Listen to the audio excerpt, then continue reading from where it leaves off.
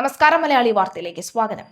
പണം അക്കൗണ്ടിലേക്ക് അയച്ചു കൊടുത്താൽ ലഹരി മരുന്ന് കൈകളിലെത്തിക്കുന്ന കോഴിക്കോട് റൂറൽ ജില്ലയിലെ പ്രധാന ലഹരി മാഫിയ കണ്ണിയും സാമ്പത്തിക ഇടപാടുകളിലെ സൂത്രധാരിയുമായ യുവതി പോലീസ് പിടിയിൽ.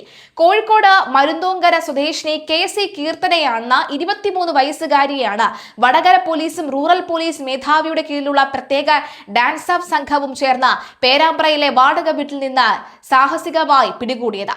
പോലീസ് വലയിലായിട്ടും യാതൊരു കൂസലിനും ഇല്ലാതെ പെരുമാറിയ കീർത്തനയെ വടകര മജിസ്ട്രേറ്റിന് മുന്നിൽ ഹാജരാക്കി റിമാൻഡ് ചെയ്തു. ലഹരി മരുന്ന് ആവശ്യമുള്ളവർ ഇടനിലക്കാർ മുഖേന പണം അയച്ചിരുന്നത് കീർത്തനയുടെ ബാങ്ക് അക്കൗണ്ടിലേക്കായിരുന്നു.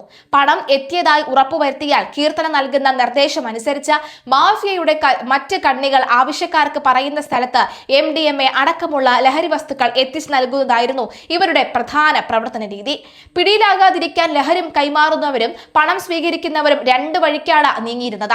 കീർത്തനയുടെ അക്കൗണ്ട് പരിശോധിച്ച് പോലീസ് ഞെട്ടിയിരിക്കുകയാണ്. കഴിഞ്ഞ ഏതാനും മാസങ്ങൾക്കിടെ ലക്ഷക്കണക്കിന് രൂപയുടെ ലഹരി ഇടപാടുകളാണ് ഈ അക്കൗണ്ടിലൂടെ നടന്നിട്ടുള്ളത്.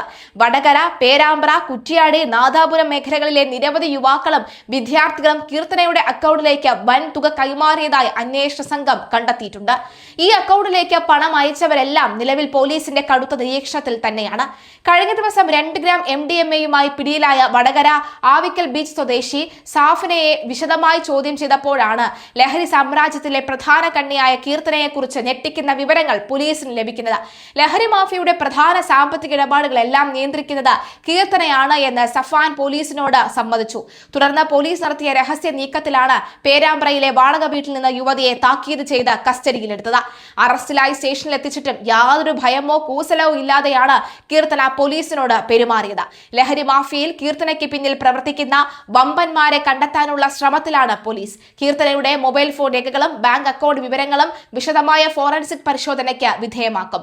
ലഹരി ശൃംഖലയെ മറ്റ് പ്രധാനികളെയും വരും ദിവസങ്ങൾ ലഹരി വിരുദ്ധ സംഘം വലയിലാക്കുമെന്നാണ് സൂചന. ഓപ്പറേഷൻ തൂഫാനാണ് ഈ അറസ്റ്റിലേക്ക് കാര്യങ്ങൾ എത്തിച്ചത്.